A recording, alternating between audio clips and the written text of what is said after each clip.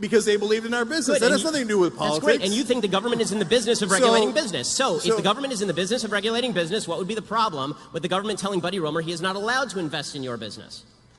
No, those are two different issues. No problem. No, one thing is to say, hey, let's set reasonable limitations on what can happen around elections, which is, again, what most developed Western countries do. So, and they have different versions of that rule. There's ads you can run, you can't run ads within a certain period of time. You have public financing versus private financing. Those are rules around an election.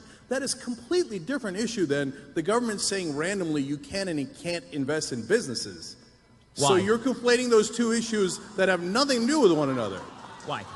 So let's just what does why mean? Because it's those are two. Hey, you know, you believe in education, so why don't you believe in healthcare? Because it's a free country, and I get to spend my money wherever I damn well please. All right. So as we're coming to the close here, we're going to do one more. I gotta ask him. All right, very quick. So very quick. You damn well please. Okay, so when the Koch brothers or Bloomberg or Soros puts in hundreds of millions of dollars into elections, you think, well, I just do them because they're good guys and they damn well please buying all those politicians. Or you think, no, the politicians would never be affected by hundreds of millions of dollars in legalized bribes. Okay. And you can't just spend your money anywhere you want. Of course there are rules. You can't bribe people. Right. There's many things you can't do with your money. And one of those should be bribing politicians, but we made it legal. Cenk. So I'm curious what your opinion on that is. Do you think that they're just golly shucks, they just mean well? And Cenk, you're a lawyer, so you know that bribery requires two parties to the bribe. If I give money to a politician, there must be something in return. If there is no quid pro quo, there is no bribery. You think there's nothing in return? Well, you think the politicians don't do those favors? I think very often there is something in return, but I want you to point me to the things that are in return, not just say that all spending on politics ought to be forbidden except for the Young Turks. No, that is of course not what we say. If you want to get money out of politics and then you said the Young Turks cannot donate money to politicians, I'd say, of course, that's the whole point of getting money out of politics. Wait, so so this idea that you, Cenk, well, hey, what? Come on. It's so disingenuous. Cenk. Even if you're a Republican and you're a conservative, you think there isn't crony capitalism?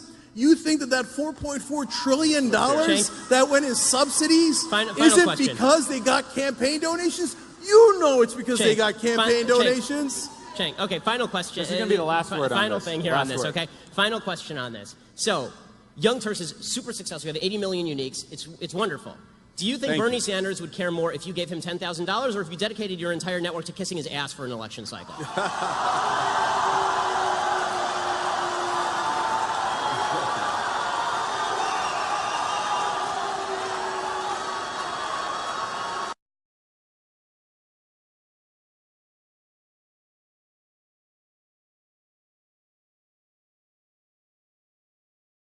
So I understand that you're an adequate opposer of socialism. My question to you is about socialist ideas that have worked in the past, such as Social Security or Medicare. I understand Social Security is a mess right now, but it has helped millions of Americans in the past. So do you think that we should banish socialist ideas in general in the United States or limit it to Banish. something like And the reason I say that is because so what socialism basically does is it takes the resources of a given society and it freezes them there and then it redistributes them. It doesn't account for growth. It doesn't allow for innovation and enlarging the pie.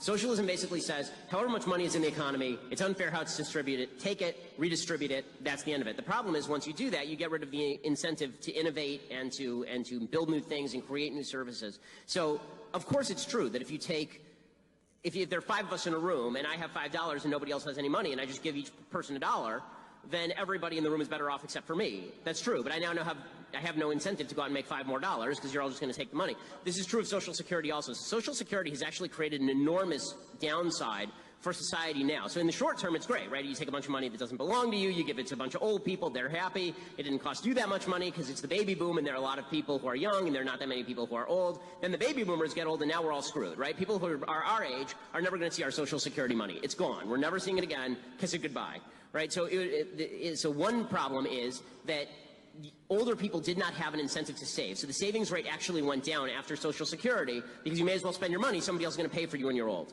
The second thing that happened is people stopped having kids as much. It actually had a marked impact. Jonathan V. Lass at Weekly Standard has a very good book about this. It actually had a marked impact on birth rates. Because one of the reasons to have a kid, not to be cynical about this, but it's true, is that historically, when you get old, who takes care of you?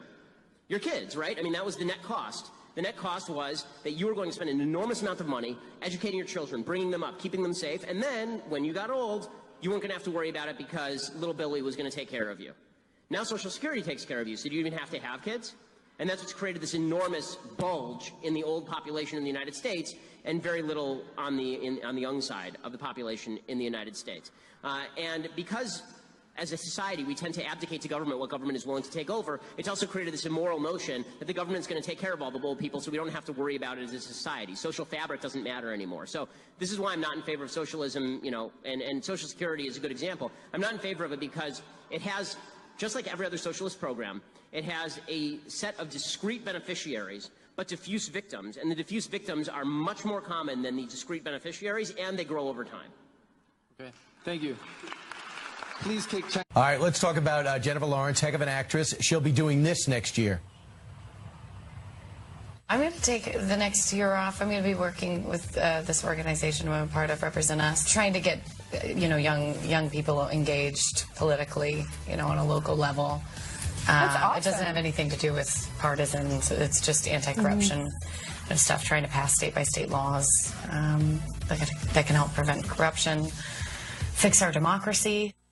Well, it sounds like she's taken a year off to do some activist stuff, but her agents apparently have confirmed to Entertainment Weekly that she will be returning to work when she's got a bunch of projects on the table ready to go. But nonetheless, she wants to get political. Yeah, well, I mean, if Red Sparrow, if the previews for Red Sparrow are any indicator, then the United States may be better off if she takes a year off from acting for a little while. But what's amazing to me is that the folks in Hollywood are so consumed with their own political agenda, they don't understand how off-putting they are politically. Hillary Clinton trotted out every single Democrat person who's a celebrity that she could find, and it alienated everyone in the middle of the country. Nobody in Ohio was voting for Hillary Clinton because she was trotting out Lena Dunham at the DNC. People in Hollywood don't understand. We're not all that interested. You can say what you want. You have a right to say whatever you want. It's America. But people in America are not all that interested in hearing the political perspectives of people who read other people's lines for a living. They may be more interested in your politics if they're embedded in a movie that's entertaining, but they're not interested in hearing what Jennifer Lawrence has to say about tax policy or corruption policy off the screen. It's just silly.